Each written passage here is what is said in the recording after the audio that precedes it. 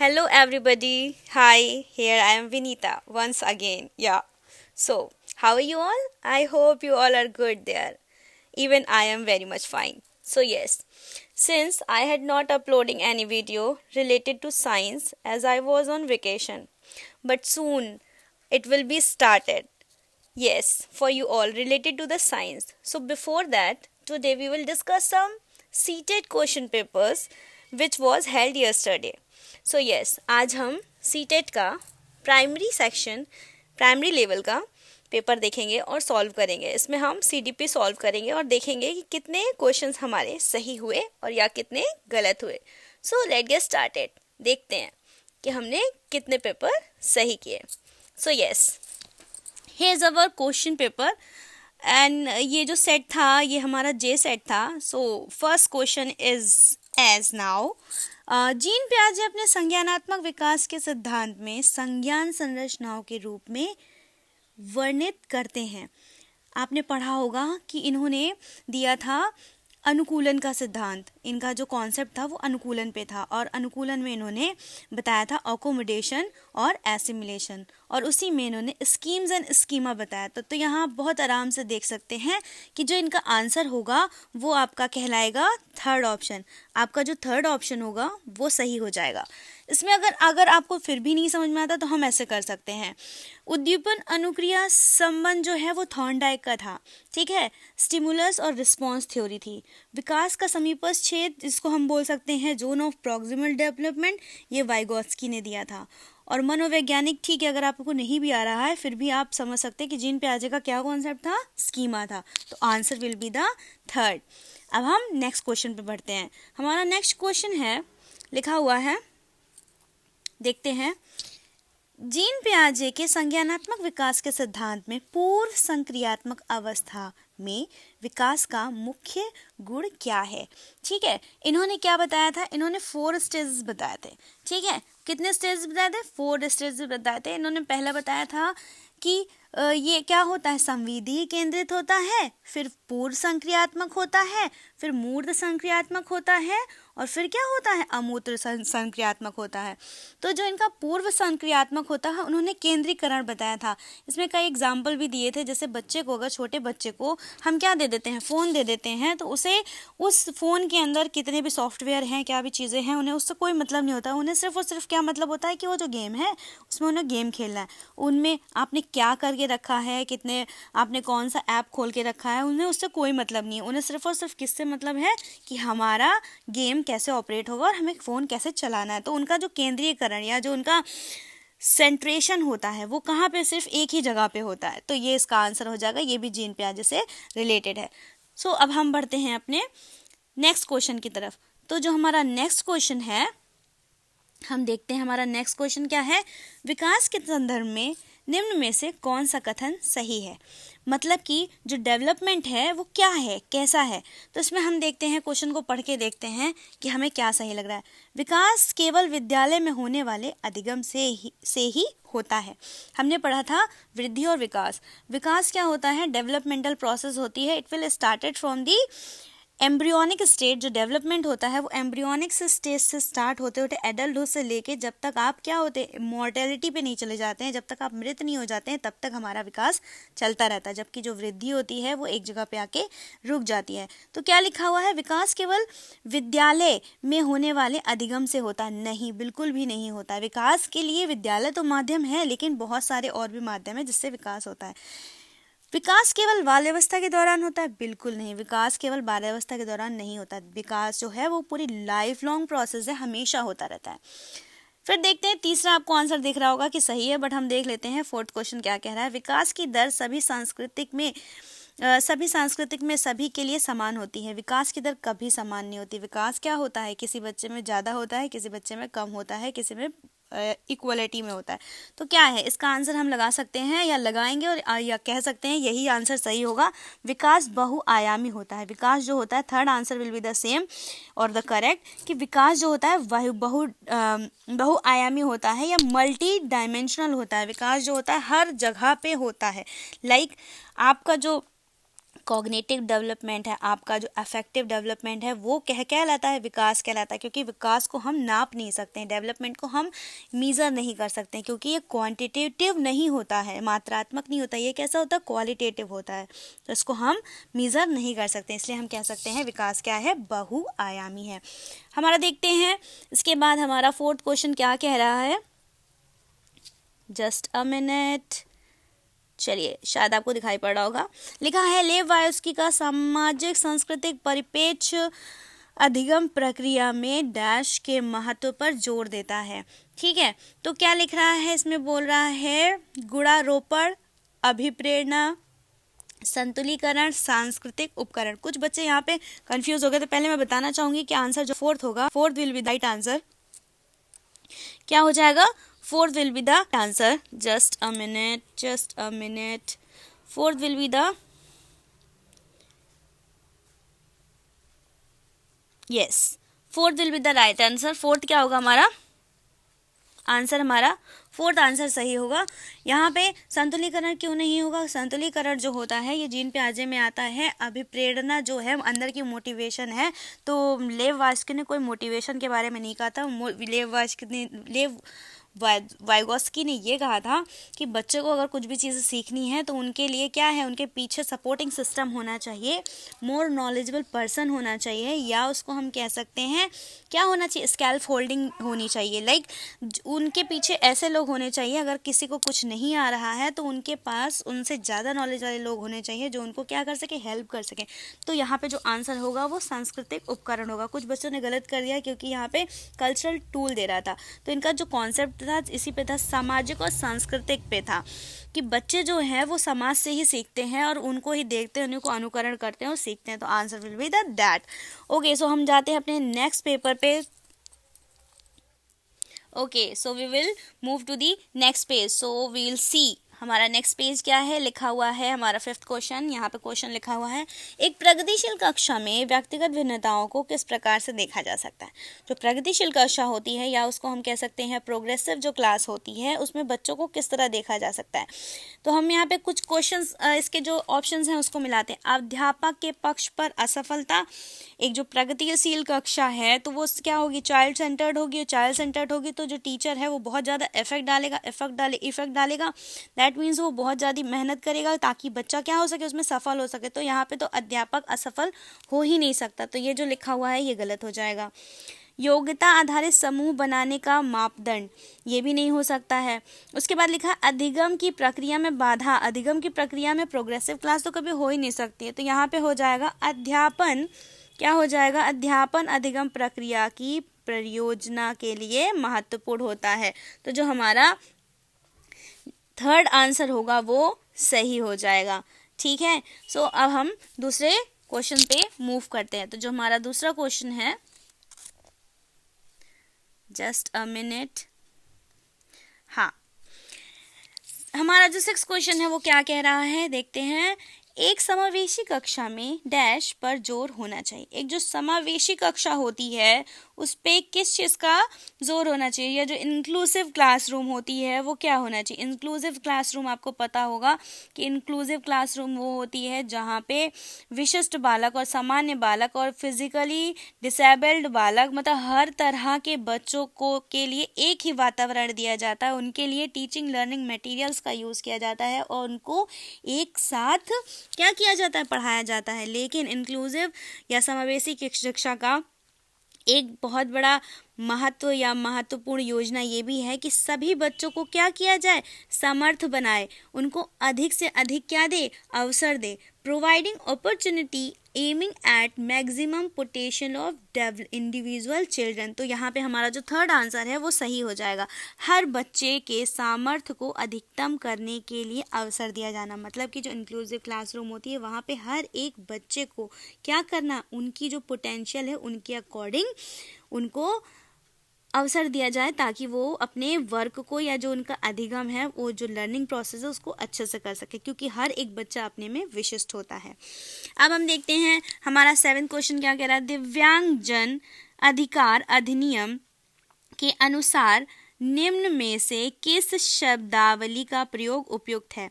ठीक है, मतलब कि ये जो according to the right of person with disabilities act 2016 उसमें क्या वर्ड का यूज़ किया गया है।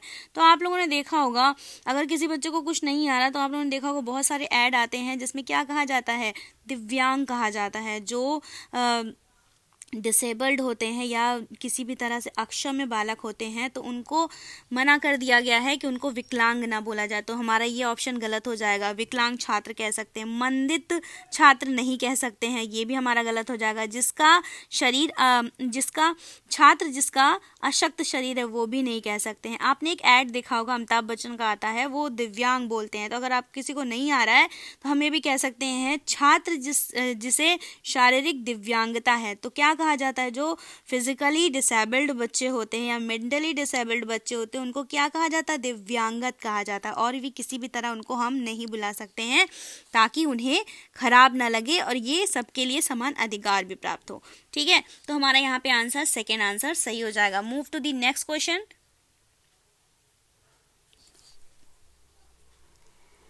देखते हैं। ओके, यहाँ फिर एक क्वेश्चन आ गया है जो कि जीन पियाजे से रिलेटेड है। लिखा है, जन्म से किशोरावस्था तक बच्चे के में विकास किस क्रम में होता है। तो आपने जीन पियाजे के जो हम लोगों ने 4 स्टेप पढ़े थे उसमें था, क्या था, संवेदी था, पूर्व संक्रियात्मक था, मूर्त संक्रियात्मक था और क्या था, अमूर्त संक्रियात्मक था। तो यहाँ देखिए संवेदी दिया है, यहाँ पे एक स्टेप उसने क्या कर दिया, गैप कर दिया, मूर्त संक्रियात्मक हो गया और अमूर्त हो गया। तो हमारा आंसर क्या हो जाएगा, फोर्थ सही हो जाएगा। कौन सा आंसर सही हो जाएगा हमारा, fourth will be the right answer. I hope आप सबने अच्छा किया होगा और जैसा कि मुझे लग रहा है कि CDP इस बार का बहुत अच्छा आया था तो आप सबने भी अच्छा किया होगा। Moving to the next page, देखते हैं हमारा जो 9th क्वेश्चन है वो क्या कह रहा है। Just a minute. यस, हमारा जो 9th क्वेश्चन है वो बहुत इजी है। यहाँ पे ये कह रहा है कि सृजनात्मकता की पहचान का प्रमुख लक्षण क्या होता है।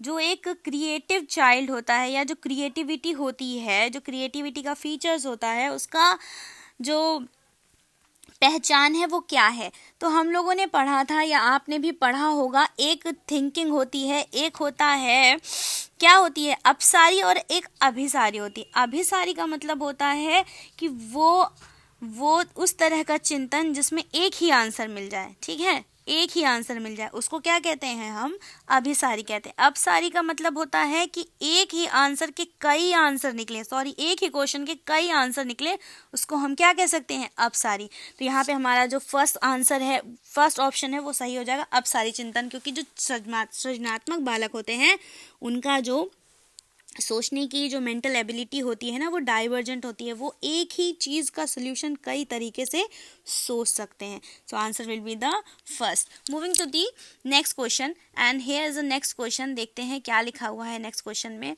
हमारा नेक्स्ट क्वेश्चन ये कह रहा है, विविध पृष्ठभूमियों में के अधिगमकर्ताओं को संबोधित करने हेतु एक अध्यापक को क्या करना चाहिए। एक अध्यापक को जो विविध पृष्ठभूमि के जो बच्चे होते हैं या जो अधिगम करता है उनको संबोधित करने के लिए क्या करना चाहिए। तो answer will be the first, विविध विन्यासों से उदाहरण लेने चाहिए। क्या करना चाहिए, विविध पृष्ठभूमि के अधिगमकर्ताओं को संबोधित करने के लिए। जैसे कि आप जानते हैं कि हमारा जो देश है वो मल्टी लैंग्वेलिज्म का देश है, बहुभाषिकता का देश है। यहाँ पे क्या है, सेकुलरिज्म होती है, सब एक साथ रहते हैं और कई भाषा के लोग रहते हैं। तो वैसे ही जब आप देखेंगे क्लास में हर तरह के बच्चे हैं तो हमें क्या करना चाहिए, विभिन्न तरह के क्या करने चाहिए, उदाहरण लेने चाहिए।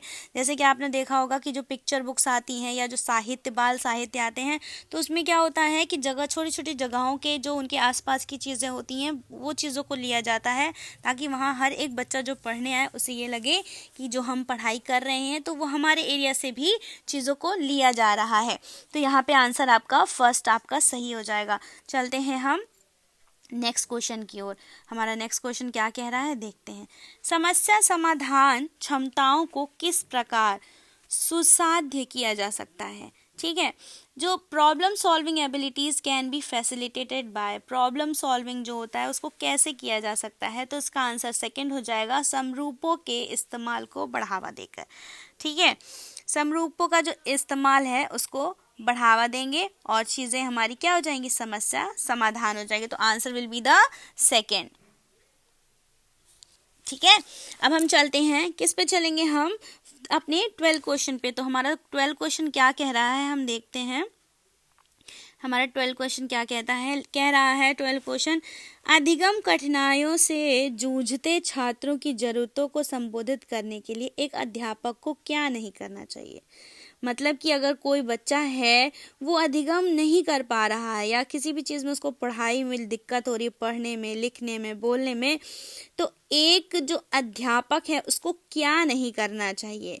ठीक है, तो यहाँ पे लिखा है लिखा है कि शिक्षा शास्त्र और आकलन की जटिल संरचनाओं का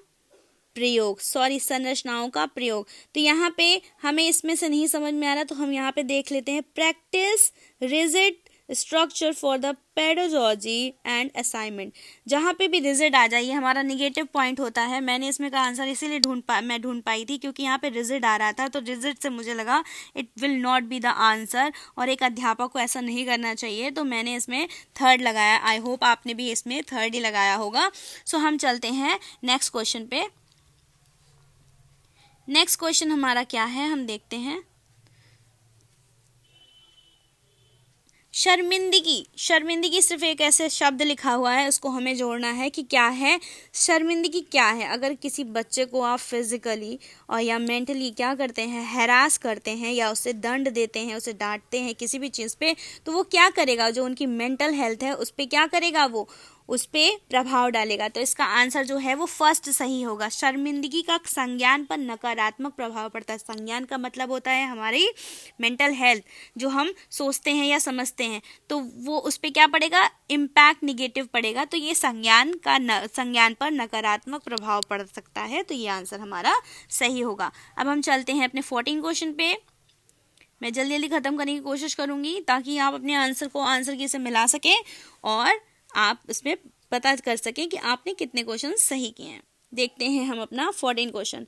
निम्न में से अध्यापन अधिगम का सबसे प्रभावशाली माध्यम कौन सा है।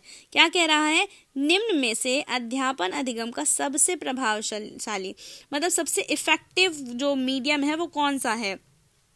तो क्या सबसे इफेक्टिव हो जाएगा, हमने देखा है कि जो अनुकरण और नकल दोहराना ये गलत होता है, ये चीज़ नहीं करनी चाहिए। एक जो हमारी प्रोग्रेसिव क्लास होती है वहाँ पे बच्चे जो होते हैं उन पे क्या होना, स्ट्रेस नहीं आना चाहिए। उनको क्या कैसे सीखना चाहिए, उनको लर्निंग बाय डूइंग, करके सीखना चाहिए चीज़ों को। ठीक है, तो अनुकरण और नकल और दोहराना ये गलत हो जाएगा। विषय वस्तु को यंत्रवत याद करना, किसी चीज़ को भी रोटिफिकेशन भी बहुत गलत हो जाता है, वो भी गलत है। बिना विश्लेषण के अवलोकन करना, मतलब कि उसको कोई विश्लेषण ना दिया जाए, उसको कोई बताया ना जाए कि ये प्रोसेस कैसे हुई है और फिर बोल दिया जाए ऐसे ही कर लीजिए आप आंसर। जैसे हमने एक क्वेश्चन कराया और उसका आंसर जो भी आया बच्चों को हमने एक्सप्लेन नहीं किया चैप्टर और हमने उनका आंसर बता दिया और बच्चों को बोल दिया बेटा आप वैसे ही लिख लीजिए इसको जैसा हमने बताया, तो ये गलत हो जाएगा।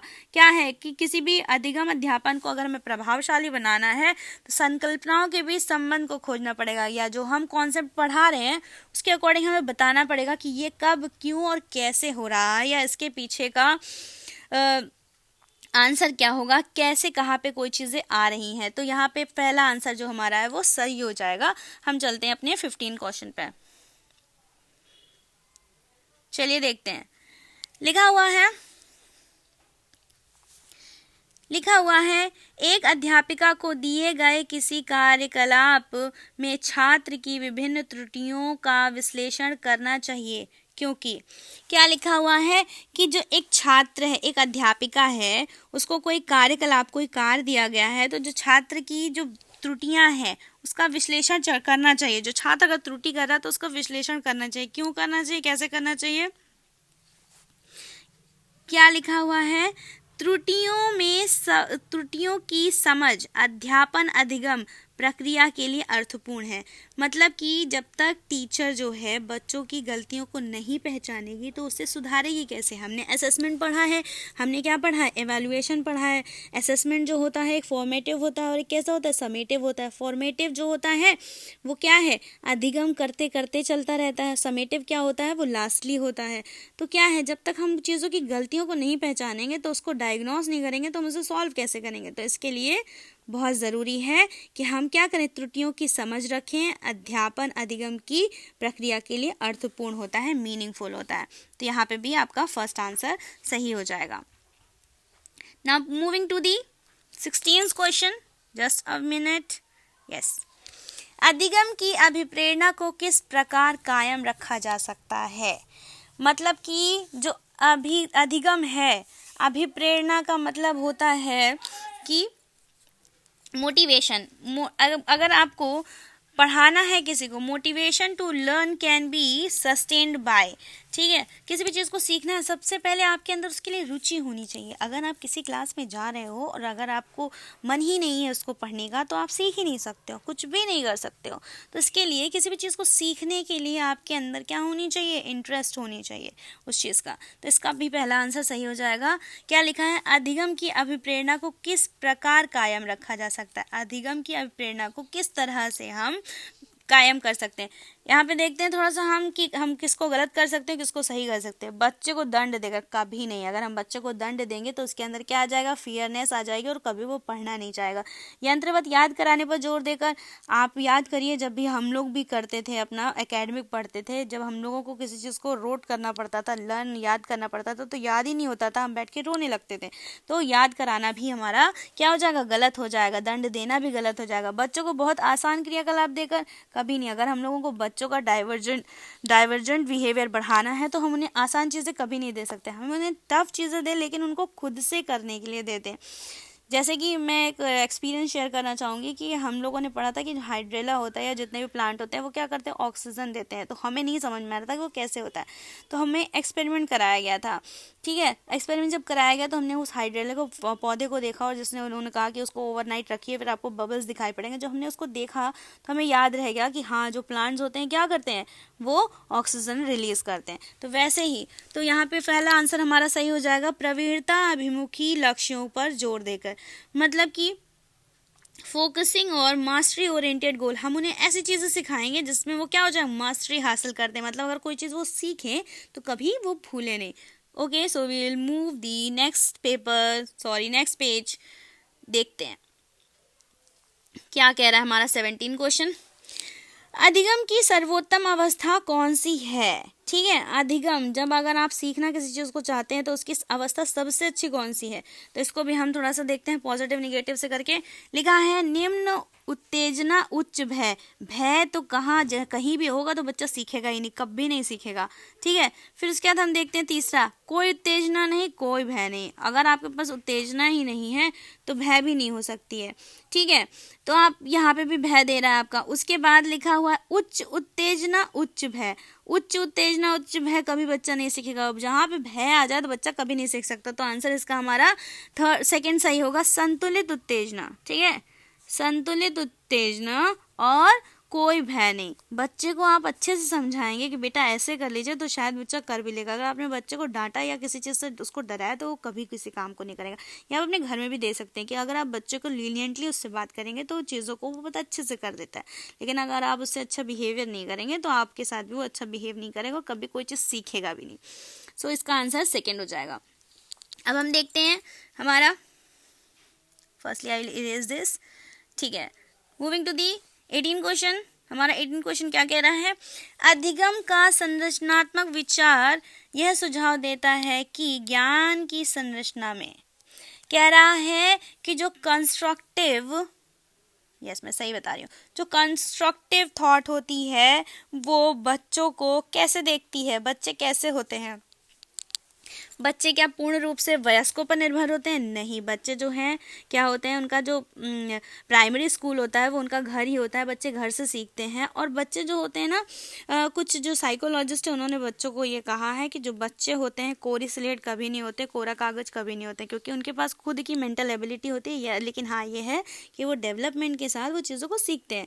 तो बच्चे वयस्कों पर कभी पूर्ण रूप से निर्भर नहीं होते। हाँ, वो होते हैं, पार्शियली डिपेंडेंट होते हैं, लेकिन वो बच्चे पूर्ण रूप से नहीं होते। तो हमारा ये आंसर, फर्स्ट आंसर इसमें गलत हो जाएगा। उसके बाद देखते हैं, बच्चे पूर्ण रूप से पाठ्य पुस्तकों पर निर्भर होते? बिल्कुल नहीं, कभी नहीं। पाठ्य पुस्तक से ही आप अपना कभी डेवलपमेंट कर ही नहीं सकते हो। जब तक कि आपको फॉर्मल, इनफॉर्मल और नॉन फॉर्मल एजुकेशन ना मिले, आप कभी किसी चीज़ को नहीं कर सकते हो। ठीक है, बच्चे की कोई भूमिका नहीं होती? नहीं, ऐसे कैसे होता है कि बच्चे की भूमिका नहीं होती? तो आंसर क्या हो जाएगा हमारे कि बच्चे सक्रिय भूमिका निभाते हैं। अधिगम का संरचनात्मक विचार यह सुझाव देता है कि बच्चे जो होते हैं अधिगम में अपनी सक्रिय भूमिका निभाते हैं। तो इसका आंसर जो है वो आपका सेकंड सही हो जाएगा।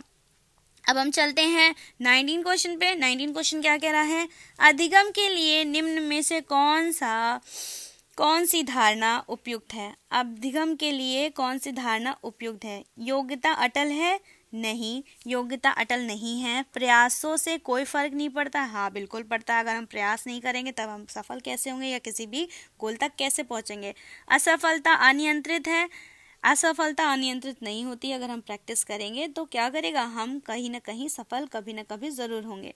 तो क्या है? योग्यता सुधार्य है। जो योग्यता है उसको हम क्या कर सकते हैं, अपनी जो अधिगम के लिए निम्न में से कौन सी धारणा उपयुक्त है? मतलब कि अगर हम कोई भी चीज़ सीख रहे हैं तो उसको हम क्या कर सकते हैं, उस चीज़ को हम सुधार सकते हैं। तो आंसर हमारा यहाँ पे फोर्थ ऑप्शन हमारा सही हो जाएगा। अब हम चलते हैं अपने 20 क्वेश्चन पे। लिखा हुआ है, निम्न में से कौन सी परिपाटी विद्यार्थियों में संकलनात्मक समझ में बढ़ोतरी करने में सहायक है? तो क्या है कि पाठ्यपुस्तक केंद्रित शिक्षा शास्त्र? नहीं। बार बार परीक्षाएं? बिल्कुल नहीं। प्रतिस्पर्धा आधारित प्रतिस्पर्धाएं? बिल्कुल नहीं। तो यहाँ पे आंसर आपका क्या हो जाएगा? यहाँ पे आपका आंसर थर्ड सही हो जाएगा, अन्वेषण और संवाद। मतलब कि किसी चीज़ की खोज करना और संवाद से चीज़ों को हम बढ़ोतरी कर सकते हैं। हम आते हैं अपने 21 क्वेश्चन पे। देखते हैं 21 क्वेश्चन क्या कह रहा है।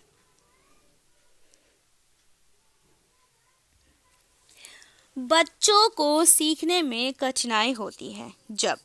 बच्चों को सीखने में कब कठिनाई होती है? यहाँ पे देखिए हमारा फोर्थ आंसर सही होगा और मैं इसको एक्सप्लेन करूँगी कि फोर्थ आंसर कैसे सही होगा। बच्चों को सीखने में कठिनाई कब होती है? सूचना अलग अलग टुकड़ों में प्रस्तुत की जाए। अगर बच्चों को हम जो भी धारणाएं या जो भी अवधारणाएं पढ़ा रहे हैं या जो भी कॉन्सेप्ट पढ़ा रहे हैं, अगर हमने उसको नहीं बताया कि वो नियम कहाँ से आया और कहाँ तक सूत्र बना, या जो सूत्र आया वो उसका नियम क्या है, तो बच्चे नहीं समझेंगे। उसको अलग अलग करके हम पढ़ाएंगे तो बच्चे कभी नहीं समझेंगे।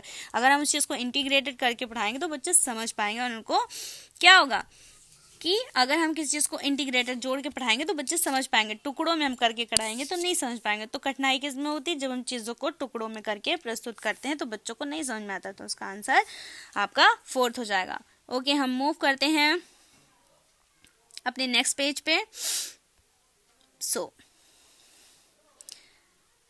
देखते हैं हमारा नेक्स्ट पेज क्या कह रहा है।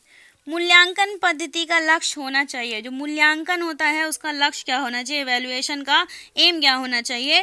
तो विद्यार्थियों की जरूरतों एवं आवश्यकताओं को पहचानना। मूल्यांकन या आपका असेसमेंट का मतलब ही यही होता है कि जिस बच्चे को जिस शिक्षण अधिगम में परेशानी हो रही है, तो एक टीचर का कर्तव्य यह है कि उसको वो पहले डायग्नोस करे और उसके बाद या तो बच्चों से संवाद या उनके परिवार से संवाद या फिर उनके लिए टीचिंग लर्निंग मटेरियल या किसी भी तरह से उस बच्चे को उस अधिगम जो वो निरोग जा रहा है उसको जो चीज़ नहीं समझ में आ रही उसको समझा के वो अधिगम योग्य बनाना चाहिए।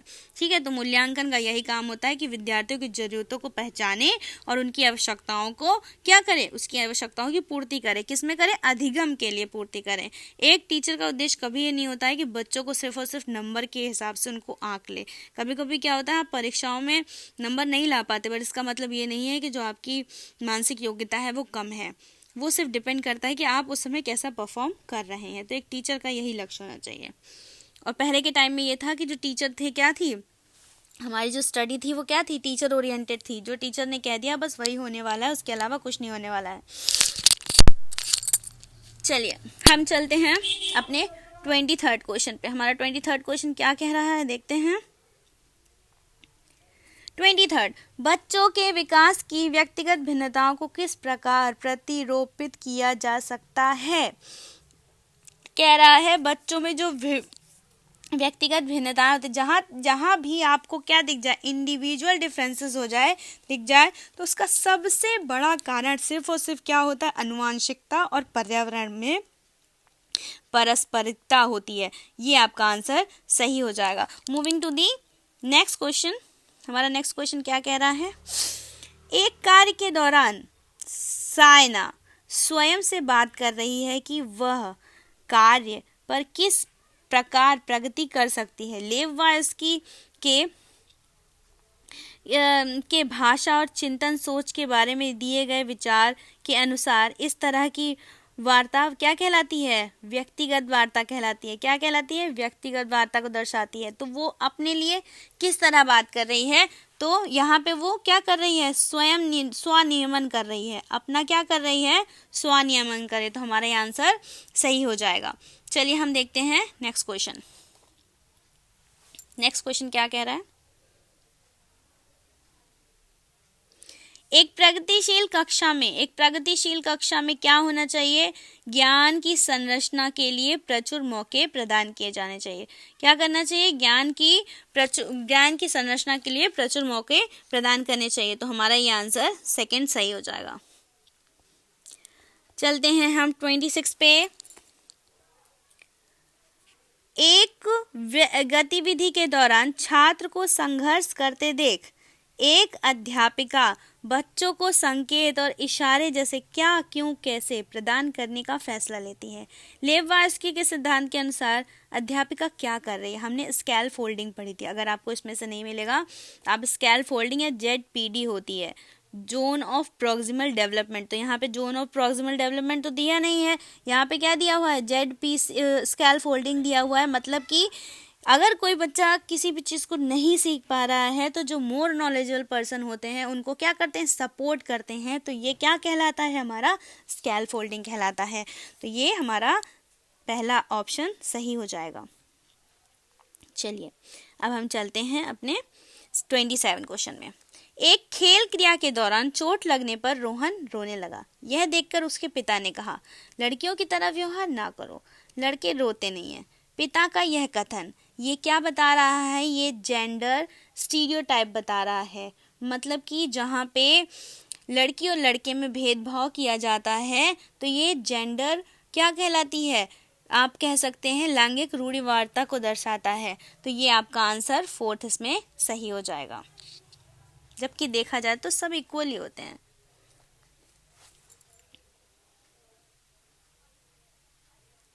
बहुबुद्धि का सिद्धांत जोर देता है, बहुबुद्धि का जो सिद्धांत है वो किस चीज़ पे जोर देता है, ये कहता है कि जो बुद्धिमत्ता है वो विभिन्न दशाएं हैं। बुद्धिमत्ता की जो क्या है, दशाएं जो होती हैं वो विभिन्न होती हैं।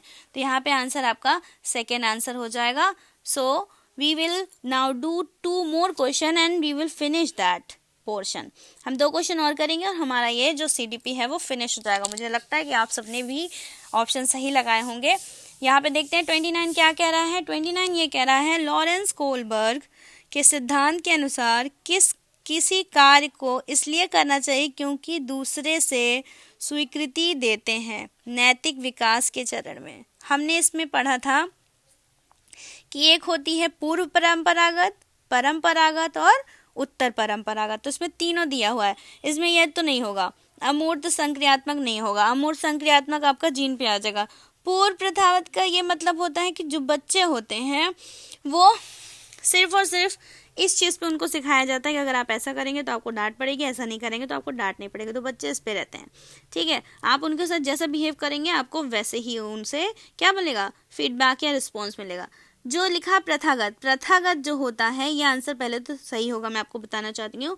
इसके अंदर क्या है, यहाँ पे बच्चे जो हैं एक अच्छा लड़का और एक अच्छी लड़की बनना चाहते हैं। वो ये सोचते हैं कि हम ऐसा काम क्या करें जिसमें हमारे मम्मी पापा या जो हमारे आस पड़ोस के जो भी लोग हैं वो क्या है, हर चीज़ को गलत ना समझें। तो हमारा ये आंसर, फर्स्ट आंसर सही हो जाएगा। ओके, लास्ट क्वेश्चन हम देखते हैं हमारा क्या है। इसके बाद हमारा CDP कंप्लीट हो जाएगा। हमने मोस्टली क्या, हमने सारे 30 क्वेश्चंस को क्या कर लिया, डिस्कस कर लिया है। अभी हमारा लास्ट क्वेश्चन है जिसको हमें डिस्कस करना है। Just a minute, it is not moving. Okay, चलो हम ऐसे ही देख लेते हैं। बच्चों के सामाजिकरण के संदर्भ में निम्न में से कौन सा कथन सही है? बच्चों का सामाजिकरण कैसे होता है? तो इसका फोर्थ सही होगा। कौन सा सही होगा इसका? ठीक है, इसका फोर्थ आंसर जो है वो सही होगा। तो इसका जो फोर्थ आंसर है मैं बता देती हूँ क्या लिखा हुआ है। जस्ट अ मिनट, इसका जो फोर्थ आंसर है, विद्यालय सामाजिकरण का द्वितीय कारक है और परिवार क्या है, प्राथमिक कारक। यहाँ पे जो तीनों और ऑप्शन दिए हैं ना, उसमें यही लिखा हुआ है कि जो बताया है हर जगह कि विद्यालय क्या है, प्रथम कारक है, परिवार दूसरा कारक है, और एक जगह क्या लिखा है कि विद्यालय और परिवार दोनों बराबर होते हैं, द्वितीयक होते, तो गलत है। बच्चे का जो सामाजिकरण होता है सबसे पहले घर पे होता है, परिवार पे होता है, उसके बाद वो विद्यालय, मीडिया या अन्य किसी स्रोत से मिलता है, तो वो क्या करता है, अपना सामाजिकरण करता है। So yes, we have completed our CDP portion. मुझे लगता है कि ये जो आंसर्स मैंने बताए हैं वो सही हैं और आपको भी लगता होगा कि ये सही है। So now we will wait for the result. देखते हैं रिजल्ट में क्या आता है। और जैसा कि मैंने कहा कि मैं बहुत जल्दी ही कोशिश करूँगी कि मैं सारे आपके लिए साइंस की वीडियोज़ लेके आऊँ और बहुत अच्छी वीडियोज़ लेके आऊँ, कॉन्सेप्ट अच्छे हों। और so yes, thank you everybody, bye.